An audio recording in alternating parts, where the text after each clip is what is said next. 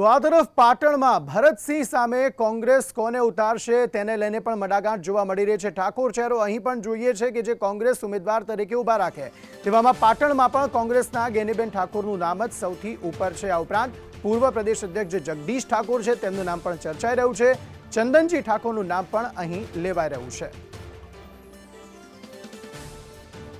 તો ગેનીબેન ઠાકોર ક્યાંથી ચૂંટણી લડાવશે કોંગ્રેસ તેને લઈને અસમંજસની સ્થિતિ, કારણ કે બનાસકાંઠામાં પણ તેમની જરૂર છે, પાટણમાં પણ તેમની જરૂર છે।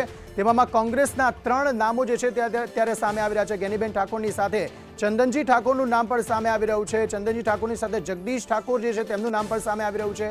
ભરત પ્રજાપતિ જોડાઈ ગયા છે વધુ વાતચીત કરવા માટે। ભરત, આખરે કોના નામ અત્યારે ચર્ચામાં ચાલી રહ્યા છે અને કોંગ્રેસ કોને ઉમેદવાર તરીકે ઉભા રાખશે તેવું લાગી રહ્યું છે?